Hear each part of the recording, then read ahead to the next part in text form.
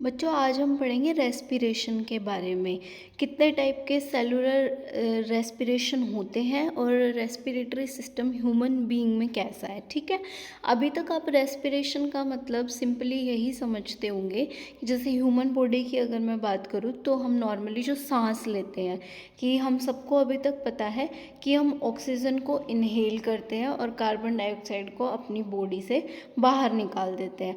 अभी तक आप रेस्पिरेशन के बारे में इतना ही समझते होंगे, ब्रीदिंग प्रोसेस को, है ना। लेकिन जो सेलुलर रेस्पिरेशन होता है वो और कॉम्प्लेक्स फिनोमेना है और ये एक्चुअल में दो टाइप का होता है, एरोबिक रेस्पिरेशन, एनारोबिक रेस्पिरेशन। और हमारी ह्यूमन बॉडी में कितनी तरह के रेस्पिरेशन होते हैं, कैसे कैसे होते हैं, आज हम सभी के बारे में पढ़ेंगे। ठीक है, तो देखो, ब्रीदिंग नॉर्मली एक मस्कुलर मूवमेंट को कहेंगे जिसमें हम सिर्फ गैसेस एक्सचेंज कर रहे होते हैं। जैसे कि मैंने कहा कि हम ऑक्सीजन लेते हैं, कार्बन डाइऑक्साइड छोड़ते हैं, और जो प्लांट्स हैं वो कार्बन डाइऑक्साइड लेते हैं, ऑक्सीजन छोड़ते हैं, लेकिन सिर्फ दिन में जो वो फोटोसिंथेसिस कर रहे होते हैं, सनलाइट उनके पास होती है, लेकिन रात में वो भी हमारी तरह ऑक्सीजन ही लेते हैं और कार्बन डाइऑक्साइड ही छोड़ते हैं। ठीक है, अब हमें समझना है कि सेलुलर रेस्पिरेशन क्या है। देखो, cellular respiration inside a living cell, oxidation of respiratory substrate, glucose resulting in the release of carbon dioxide and energy in the form of ATP. देखो, जैसे हमने कल वाली वीडियो में पढ़ा था जहाँ पे हमने डाइजेस्टिव सिस्टम के बारे में पढ़ा था कि हम खाना खाते हैं और हमारी बॉडी उससे एनर्जी बनाती है, और एनर्जी कैसे बनेगी वो हमने सब प्रोसेस पढ़ी थी। तो उस फूड से, जैसे ग्लूकोज में हमने सिंपली तोड़ दिया था अपना फूड, ठीक है, उसके बाद उस हमारे बॉडी ने एनर्जी कहाँ कैसे बनाई। जैसे हर एक सेल तक ग्लूकोज तो पहुंच गया, खाना तो पहुंच गया छोटे छोटे फॉर्म में टूट के, जैसे कि glucose, amino acid, fatty acid, glycerol, लेकिन उस सेल ने उस खाने को एब्जॉर्ब करके उससे एनर्जी कैसे बनाई, वो प्रोसेस होता है सेलुलर रेस्पिरेशन। ठीक है, पहला पॉइंट है इसका digestion and assimilation of food. कि देखो, तो डाइजेशन और असिमिलेशन का मतलब वही है जो अभी मैंने बताया कि जो छोटे छोटे फॉर्म के मॉलिक्यूल है जो हमने खाने से बनाए हैं वो सेल तक पहुंच गए। उसके बाद role of glucose in cellular respiration. Glucose का क्या रोल है सेलुलर रेस्पिरेशन में? देखो, सेलुलर रेस्पिरेशन में हम ग्लूकोज का ही ब्रेक डाउन करते हैं ऑक्सीजन की फॉर्म प्रेजेंस में। ग्लूकोज जो है वो डिफरेंट फॉर्म्स में टूटता है अलग अलग सेलुलर रेस्पिरेशन प्रोसेस के द्वारा। ठीक है, जैसे glycolysis and pyruvic acid formation होता है कि जैसे एक जगह तो होएगा कि या तो ग्लाइकोलाइसिस बनेगा या पायरुविक एसिड बनेगा। ठीक है, in cytoplasm glucose first break down into two molecules, pyruvic acid through glycolysis or without requiring oxygen, and each pyruvic acid has 3 carbon atom. ये देखो, आगे मैं बुक की कटआउट दिखाऊंगी, उसके अंदर ये रिएक्शन बिल्कुल प्योरली फॉर्म में दिए हुए हैं, वहाँ पे आपको ये ज़्यादा समझ आएगा। ठीक है, अभी के लिए नोट कर लेंगे कि aerobic and anaerobic breakdown pyruvic acid में कैसे होते हैं। जैसे ग्लूकोज पहले टूटता है पायरुविक एसिड में, ठीक है, आगे पायरुविक एसिड जो है आगे और फर्दर स्मॉल मॉलिक्यूल्स में टूटता है, और वो दो तरीके से होता है, एक एरोबिक रेस्पिरेशन के द्वारा, एक एनएरोबिक रेस्पिरेशन के द्वारा। ठीक है, if oxygen is present, pyruvic acid enters the mitochondria and is completely oxidized in the Krebs cycle to form the carbon dioxide and water। अगर ऑक्सीजन तो प्रेजेंट है तो पायरुविक एसिड जो है माइटोकॉन्ड्रिया के अंदर क्रेब्स साइकिल के द्वारा कार्बन डाइऑक्साइड और वाटर के अंदर ब्रेकडाउन हो जाता है। और अगर ऑक्सीजन ना प्रेजेंट हो तो इस कंडीशन में पायरुविक एसिड जो है वो इथाइल अल्कोहल या फिर लैक्टिक एसिड में चेंज हो जाता है। इथाइल अल्कोहल यीस्ट वगैरह में, ठीक है, और लैक्टिक एसिड एनिमल में होता है। जैसे कि हम भी हैं, ये एनारोबिक रेस्पिरेशन जो है वो हमारी ह्यूमन बॉडी में भी होता है। वो कब होता है? जब जैसे हम कोई हैवी एक्टिविटी कर रहे हो, मान लो कि हम बहुत ज़्यादा फास्ट रनिंग कर रहे हैं, जिस टाइम पे उतनी ऑक्सीजन अवेलेबल नहीं हो पाती हमारी बॉडी को, तो रेस्पिरेशन जो है वो एनारोबिक प्रोसेस से होता है। और जो बाद में पायरुविक एसिड है वो कार्बन डाइऑक्साइड और वाटर में टूटने की बजाय वो लैक्टिक एसिड में टूटता है हमारी बॉडी में, ठीक है। और यहाँ से फॉर्मेशन होती है एटीपी की। The main outcome of respiration in the production of ATP, जिसको हम कहते हैं adenosine triphosphate which stores energy, ठीक है। ये जो एटीपी है ये एनर्जी की फॉर्म है जो हमारी बॉडी यूज़ करती है बाकी की प्रोसेस के लिए, एनर्जी देने में, यानी कि हमारे मसल वर्क के लिए, प्रोटीन सिंथेसिस के लिए, नर्व इम्पल्स कंडक्शन के लिए, ठीक है। और ये एटीपी फॉर्म किससे होता है? ये होता है एडीपी को, यानी कि एडोसिन डाइफॉस्फेट को इनऑर्गेनिक फॉस्फेट के साथ रिएक्ट कराने से, ठीक है। अब नेक्स्ट देखेंगे, देखो ये है बुक की कटआउट। इसमें हमारे पास सारा सेलुलर रेस्पिरेशन समझाया हुआ है कि दो फॉर्म में होता है, एरोबिक रेस्पिरेशन और एनारोबिक रेस्पिरेशन। जैसे मैंने अभी बताया था कि जो एरोबिक रेस्पिरेशन में है वो ग्लूकोज ग्लाइकोलिसिस के द्वारा, इसमें ऑक्सीजन की ज़रूरत नहीं होती, जब वो ग्लूकोज पायरुविक एसिड में कन्वर्ट होता है। फिर जो क्रेब्स साइकिल के द्वारा अब ऑक्सीजन की अगर प्रेजेंस है तो वो माइटोकॉन्ड्रिया में प्रोसेस होती है, जिसमें पायरुविक एसिड जो है वो CO2 H2O प्लस एनर्जी की फॉर्म में ब्रेक डाउन हो जाता है। और ये एनर्जी क्या है हमारे पास? ये एटीपी की फॉर्म में हमें मिलती है, ठीक है। एनारोबिक रेस्पिरेशन में क्या होता है कि जैसे ग्लूकोज पायरुविक एसिड में तो टूट गया, क्योंकि ये तो ऑक्सीजन के बिना होना है। उसके बाद जो पायरुविक एसिड है, अगर ऑक्सीजन की प्रेजेंस नहीं है तो वो हमारे पास इथाइल अल्कोहल और कार्बन डाइऑक्साइड और एनर्जी में चेंज हो जाएगा। ये हमारे पास प्रोसेस पूरी दी हुई है। जैसे ग्लूकोज है, इसके पास 6 कार्बन मॉलिक्यूल है, और साइटोप्लाज्म के अंदर जो ग्लूकोज है वो पायरुविक एसिड में कन्वर्ट हो जाता है, ब्रेक डाउन हो जाता है, तो वो 6 कार्बन मॉलिक्यूल की जगह 3 कार्बन मॉलिक्यूल में कन्वर्ट हो जाता है, ठीक है। यहाँ पे हमें कुछ एनर्जी मिली। और उसके बाद जो पायरुविक एसिड है, अगर एब्सेंस ऑफ ऑक्सीजन है तो वो इथेनॉल में चेंज हो जाएगा। अगर एब्सेंस ऑफ ऑक्सीजन है लेकिन ह्यूमन बॉडी में है तो वो फिर लैक्टिक एसिड, यानी कि एनिमल बॉडी में है, मसल सेल है कोई, तो वो हमारे पास लैक्टिक एसिड और एनर्जी में कन्वर्ट हो जाएगा। और अगर हमारे पास ऑक्सीजन प्रेजेंट है तो माइटोकॉन्ड्रिया में जो पायरुविक एसिड है वो CO2 में, वाटर में और एनर्जी की फॉर्म में ब्रेक डाउन हो जाएगा। देखो ये प्रोसेस बहुत इम्पोर्टेंट है। आई होप कि आप लोगों को अभी यहाँ तक समझ आ गया होगा। उसके बाद जब हम गैसेस एक्सचेंज प्लांट्स में पढ़ते हैं, तो जैसे अभी मैंने बताया था कि जो दिन में है फोटोसिंथेसिस अगर हो रहा है तो प्लांट्स भी क्या करते हैं? CO2 कंज्यूम करते हैं, इनटेक करते हैं, और रिलीज़ क्या करते हैं? ऑक्सीजन। लेकिन अगर रात में जब लाइट नहीं है और फोटोसिंथेसिस नहीं हो रहा है तो वहाँ पे क्या होगा? वो भी ऑक्सीजन लेंगे और कार्बन डाइऑक्साइड ही छोड़ेंगे, ठीक है। जैसे कि इसमें लिखा हुआ है, हम कौन सी लाइन पर ध्यान देंगे? हम इधर ध्यान देंगे, जो ये लिखा हुआ है सारा कुछ।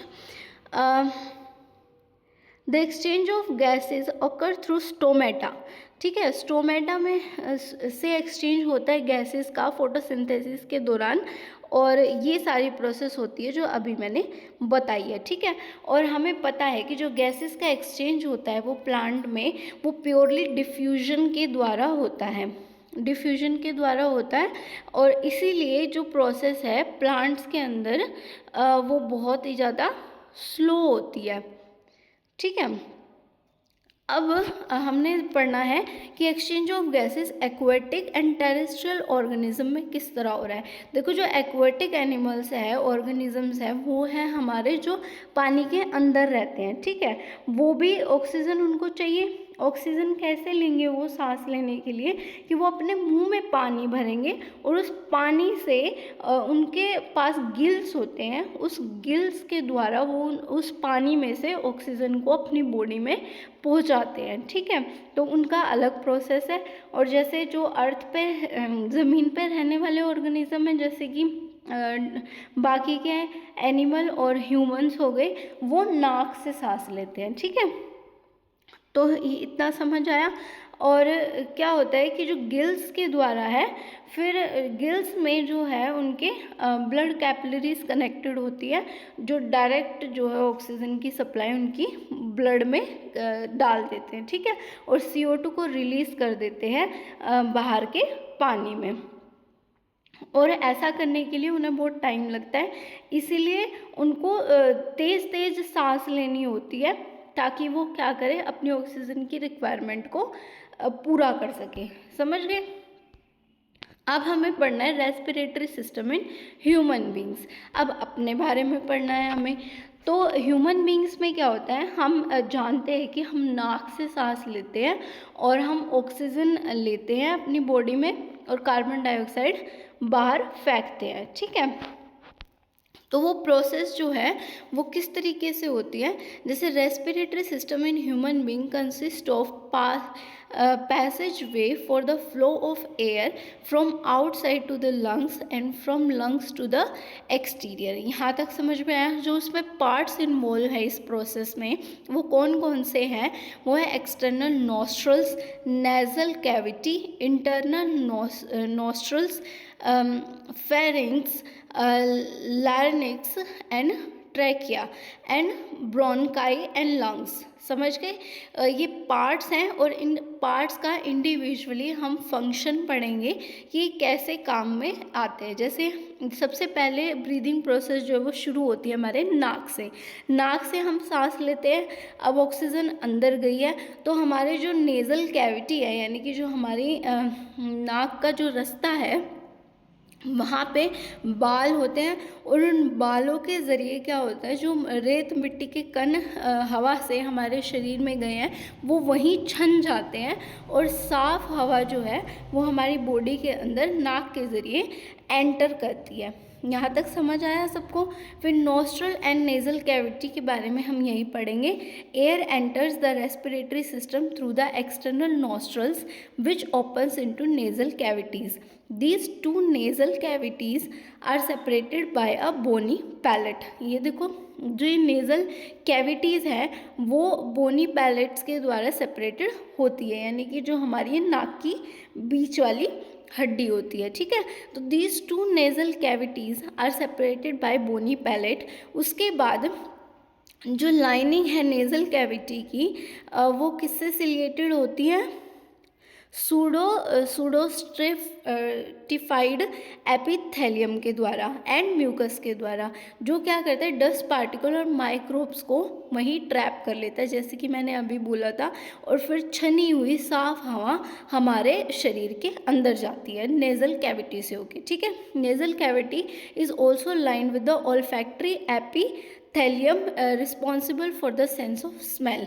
ये नेज़ल कैविटी में ही ऑल्फैक्टरी एपिथेलियम होता है, इसको ध्यान से याद रखना है, क्योंकि इसी के ज़रिए हम कोई भी स्मेल जो है वो सेंस कर पाते हैं। ठीक है, जो हमें स्मेल आती है।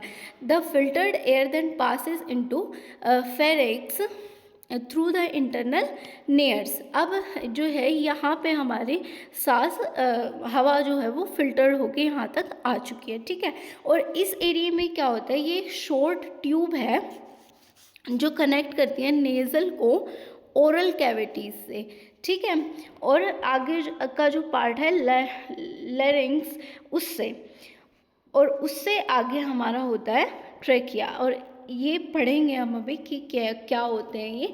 देखो, द लैरिंग्स है उसको वॉइस बॉक्स भी हम कहते हैं। ये ट्रैकिया का ऊपर वाला पार्ट होता है जिसके अंदर हमारी वोकल कॉर्ड भी होती है, जिसकी वजह से हम बोल पाते हैं। ठीक है, जब हम बचपन में होते हैं तब लड़के लड़कियों की सबकी ये जो वोकल कॉर्ड है, बॉक्स है, लैरिंग्स है, इसका साइज़ जो है वो सेम होता है। लेकिन अडल्टेशन के वक्त जो बॉयज़ होते हैं उनका ये ये वाला पार्ट जो है वो काफ़ी बड़ा होता है, इसलिए उनकी आवाज़ जो है वो और मोटी भी हो जाती है, ठीक है। और इसको हम बोलते हैं फिर एडम एप्पल, लड़कों की, समझ गए। उसके बाद हमने देखना है कि जो फेरिंग्स है वो कनेक्ट करते हैं इन दो पार्ट्स को, ठीक है। उसके बाद these chords vibrate when air passes through them and produce sound, और इसी के ज़रिए हम फिर बोल पाते हैं, लोग हमारी बात समझ पाते हैं, सुन पाते हैं। तो the epiglottis, a leaf like flap made of cartilage, closes the glottis during the swallowing to prevent food from entering the respiratory tract. Entry of food into windpipe can be fatal. देखो ये कह रहा है कि जो एपिग्लोटस है, एपिग्लोटस यहाँ पे होता है, ये वाला पार्ट, ठीक है। और जब हम जैसे खाना खाते हैं तो वो क्या होती है, लीफ लाइक स्ट्रक्चर, वो ऐसे क्लोज हो जाती है, और ताकि हमारा खाना जो है वो सांस की नली में ना जा पाए और खाना गले के रास्ते से होते हुए फिर पेट में चला जाए, ठीक है। और फिर जैसे ही हम खाना swallow कर लेते हैं तो वो फिर से खुल जाती है, ठीक है। इसी की हेल्प से हम खाना खाते टाइम भी अच्छे से सांस ले पाते हैं, और जो यही हमें हेल्प करता है ताकि हमारा खाना जो है वो गलती से भी विंड पाइप में ना चला जाए, क्योंकि विंड पाइप में अगर खाना चला गया तो बेटा उससे हमारी जान भी जा सकती है, इतना खतरनाक होता है, ठीक है। उसके बाद नेक्स्ट पार्ट आता है ट्रैकिया। अब हम ट्रैकिया पे पहुंच चुके हैं, यहाँ पे आ चुकी है हवा। तो ये ट्रैकिया क्या होता है, ये एक थिन वॉल्ड ट्यूब है extending downward from the larynx. It divides two major bronchi, और ये क्या करती है, ये ब्रोनकाई जो है ये फिर डायरेक्ट कहाँ, लंग्स से कनेक्टेड होती है। यानी कि जो ट्रैकिया है वो दो पाथवेज में आगे टूटता है, जो कि ब्रोनकाई है हमारी, जो आगे दोनों लंग्स से हमारे कनेक्टेड होता है। जो राइट साइड वाली है वो राइट साइड वाले लंग से कनेक्टेड होती है, और जो लेफ्ट साइड वाली है वो लेफ्ट साइड वाले लंग से कनेक्टेड होती है। The trachea is supported by cartilaginous ring that prevent it from collapsing during breathing. समझ गए, यानी कि सपोर्ट देता है पूरी बॉडी को। अगर ये ढांचा नहीं होगा तो फिर प्रोटेक्शन नहीं मिलेगी हमारी लंग्स को, ठीक है। आगे है लंग्स एंड एल्वोलाई। अब जो मेन फंक्शन है सांस लेने का और जो गैस एक्सचेंज करने का है वो होता है प्रोसेस स्टार्ट हमारे लंग्स के अंदर। The lungs are the main respiratory organ and are present in the thoracic cavity on the both side of the heart. Thoracic cavity is separated from the abdomen by muscular sheet called diaphragm, ठीक है। ये जो diaphragm है ये बहुत ज़्यादा ज़रूरी है इस पूरे प्रोसेस में, क्योंकि इसी डायफ्राम की वजह से ये पूरी मूवमेंट होती है सांस लेने वाली, ठीक है। Each lung is enclosed in two membranes known as pleura, ठीक है। उसके बाद within the lungs each bronchus divides into smaller branches called secondary and tertiary bronchi and then into fine bronchioles. देखो मैं दिखाती हूँ आपको कि ये देखो, ये जो है ट्रैकिया, ट्रैकिया से नीचे हमारे ब्रोनकाई है। ये एक तरफ वाला ब्रोनकाई दिखाया हुआ है सिर्फ ताकि स्ट्रक्चर को अच्छे से एक्सप्लेन करा जा सके। इसके अंदर क्या होती है, ये एल्वोलाई दिख रही है, इनको एयर सैक भी बोलते हैं, क्योंकि यहाँ पे ही हमारी हवा आके स्टोर होती है। और ये बहुत सारे जैसे बड़े बड़े एल्वोलाई है, फिर आगे उनकी और छोटी छोटी ब्रांचेस होती है, फिर आगे उनकी भी फर्दर छोटी छोटी ब्रांचेस होती है, जिनको प्राइमरी सेकेंडरी ऐसे नाम दिया हुआ है। समझ गए, तो इनकी स्ट्रक्चर समझ आ गई।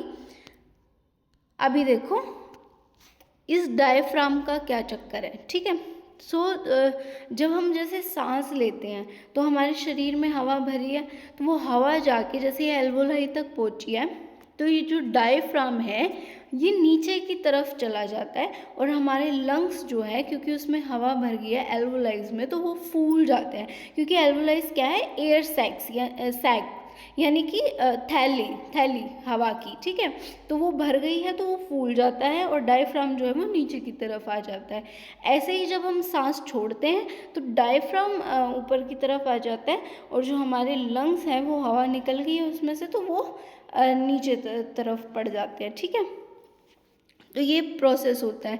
अब क्या हुआ कि एल्वोलाई जो होती हैं, जो ये थिन थिन ब्रांचेज है इसकी, ये डायरेक्ट फिर आगे कनेक्टेड होती है ब्लड कैपिलरीज से, ठीक है। और फिर उधर से हमारे पास ये गैस एक्सचेंज होती है डायरेक्ट ब्लड स्ट्रीम में से, ठीक है। तो alveoli are tiny thin walled moist air sac that appear like a bunch of grapes. They are surrounded by network of blood capillaries and provide large surface area, करीबन 80 metre पर square का। Oxygen diffuses from alveoli air into blood while carbon dioxide diffuses out of blood into alveoli। ये अभी समझाया मैंने। और जो देखो ऑक्सीजन कैरी करने का काम है वो हमारे शरीर ब्लड के अंदर, रेड ब्लड सेल के अंदर प्रेजेंट होता है हीमोग्लोबिन। हीमोग्लोबिन एक पिगमेंट है जो कि ऑक्सीजन को कैरी करता है और हमारे लंग्स से ऑक्सीजन लेके वो हमारे हर एक सेल तक उसको पहुंचाता है और फिर वो ऑक्सीजनेटेड ब्लड हो जाता है।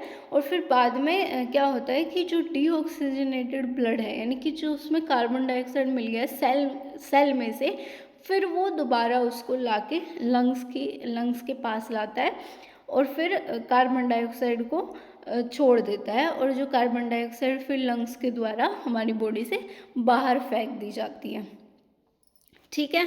अब हम इसी ब्रीदिंग प्रोसेस के मैकेनिज्म को पढ़ेंगे एक बार। मेन पॉइंट्स मैंने आपको बता दिए हैं। देखो, the process of breathing involve 2 main step, inspiration and expiration, जो कि मैंने अभी बताया आपको। The lungs cannot expand or contract on their own. The movement of air in and out of lung is controlled by diaphragm, जैसे कि मैंने बताया। The intercostal muscle present between the ribs. Inspiration के दौरान क्या होता है कि during inhaling the diaphragm contract and move downward, और जबकि इंटरकोस्टल जो मसल्स होती हैं वो रिब्स को अपवर्ड पुश करती हैं और जो वॉल्यूम है थोरेसिस कैविटी की यानी कि लंग्स की वो बढ़ जाती है, ठीक है। इससे क्या होता है, जो एयर प्रेशर है इनसाइड के लंग्स के अंदर वो कम हो जाता है, ठीक है, जिससे हमारी जो हवा है वो आसानी से अंदर आ पाती है, ठीक है। एक्सपिरेशन के दौरान क्या होता है, during exhalation the diaphragm relaxes and move upward while the ribs move downward and inward. They decrease the thoracic cavity volume, increasing pressure inside the lungs and pushing air out. तो अब आपको ये process बिल्कुल अच्छे से समझ आ गई होगी। Breathing is an involuntary process controlled by respiratory centre in the brain, यानी कि हमारी इनवॉलेंटरी प्रोसेस है, यानी कि इस पर हमारी इच्छा के अनुसार नहीं चलता है कि हमारा हम चाहते हैं तो हम सांस लेंगे, ठीक है। इट्स इनवॉलेंटरी प्रोसेस और ये ब्रेन के द्वारा कंट्रोल होता है और सांस हम हमेशा लेते रहते हैं ड्यूरिंग आवर स्लीप भी, ठीक है। On average a healthy adult breathes 15 to 18 times per minute और ड्यूरिंग फिजिकल एक्सरसाइज जो है वो ये रेट बढ़ जाता है 20 to 25 पर मिनट तक भी बढ़ जाता है due to higher oxygen demand. समझ गए? अब देखो, ये है कुछ इम्पोर्टेंट पॉइंट्स जिसमें जो एक्सचेंज ऑफ गैसेस समझा रखा है। जैसे कि मैंने अभी बताया था कि जो एल्वोलाइज हैं हमारी, इनके जो एंड्स होते हैं वो डायरेक्ट हमारे ब्लड स्ट्रीम से कनेक्ट होते हैं, ठीक है। और जो हमारी पल्मोनरी वेन्स हैं जो कि कैरी करती हैं oxygenated The oxygenated blood then returns from the lungs to the left side of heart through the pulmonary veins. और उसके बाद जो है वो प्रोसेस शुरू होता है ऑक्सीजनेटेड ब्लड का आर्टरीज में कैरी होने का और ब्लड टिश्यूज तक पहुंचने का। समझ गए? इस लाइन को ध्यान में रखते हुए इस पूरे पैराग्राफ को रीड आउट करो और फिर आपको पूरा प्रोसेस समझ आ जाएगा जो मैंने अभी समझाया है। ठीक है?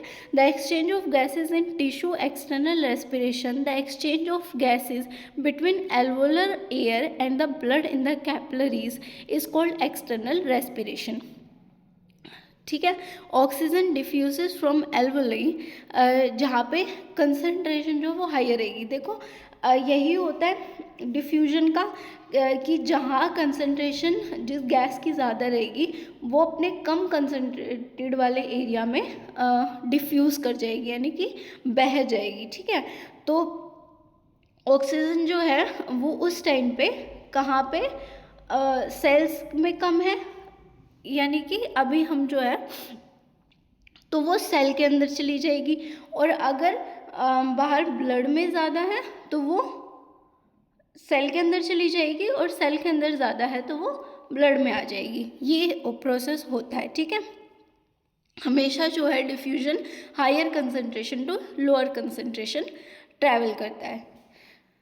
Okay, the carbon dioxide diffuses from the blood where its concentration is higher into the alveoli where it is lower. समझ गए? The process occurs by simple diffusion. The oxygenated blood then return from the lungs to the left side of the heart through pulmonary veins. Internal respiration. The oxygenated blood is then carried by the arteries to the blood tissue. Here oxygen diffuses from blood into tissue cell for oxidation of food, and carbon dioxide diffuses from tissue into blood. समझ गए? This exchange of gases between the blood and tissue उसको क्या कहते हैं? Internal respiration. समझ गए? ये दो प्रोसेस पढ़ी है हमने, इंटरनल रेस्पिरेशन और एक्सटर्नल रेस्पिरेशन। अभी देखो आगे क्या है। Oxygen is used to oxidise glucose to release energy, carbon dioxide and water. ये तो हम पढ़ चुके हैं एरोबिक रेस्पिरेशन में। This process is called aerobic respiration. It provides the energy required for the cellular activities and maintain life process in the body. तो ये था हमारा रेस्पिरेशन इन ह्यूमन बीइंग. और अगर किसी को शॉर्ट नोट्स भी चाहिए तो मेरे हैंड रिटन शॉर्ट नोट्स हैं जिसमें कट टू द पॉइंट लिखा हुआ है सब कुछ. अगर ये हेल्पफुल है आपके लिए तो आप एक बार इसका स्क्रीनशॉट ले सकते हैं. And thanks for watching. अब नेक्स्ट वीडियो में नेक्स्ट टॉपिक के साथ मिलेंगे.